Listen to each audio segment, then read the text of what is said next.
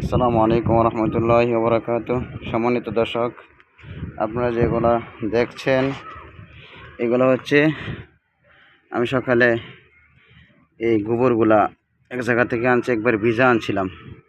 এখন আলহামদুলিল্লাহ সারা দিন রোদ্রে শুকিয়ে গেছে। আমার ইচ্ছা এই গোবরগুলা দিয়া এই গাছগুলো রোপণ করব। দেখেন এখানে আছে লাউ গাছ আছে, শসা গাছ আছে, মিষ্টি কুমড়া গাছ আছে। আলহামদুলিল্লাহ দেখি এই গোবর অত্যন্ত গাছের জন্য উপকারী। এই জন্য আমি চাচ্ছি এই গাছ গোবর দিয়া, আর কিছু মাটি আছে, এই যে এখানে দেখছেন এই মাটি, ওই জায়গায় আছে কচুরি পোনা, এটি দিয়া কিছু গাছ রোপণ করব। এই গাছগুলো রোপণ করব। আমি ওই মসজিদের সামনেও কিছু গাছ রোপণ করছি। আলহামদুলিল্লাহ অনেক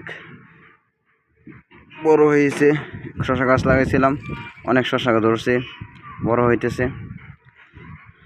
এই জন্য আপনারা যদি এভাবে গাছ রোপণ করেন তাহলে সর্বপ্রথম গোবরগুলা এভাবে করবেন, করে তারপরে ভিজা গোবর থাকলে শুকিয়ে নেবেন, শুকিয়ে দুর্গন্ধ গোবর থেকে সরাই নেবেন। গোবর থেকে যখন দুর্গন্ধ চলে যাবে তখন আপনি যদি গাছ রোপণ করেন, আলহামদুলিল্লাহ আশা করা যায় সেই গাছ থেকে আপনি সফলতা অর্জন করতে পারবেন, দ্বিগুণ ফল দিবে।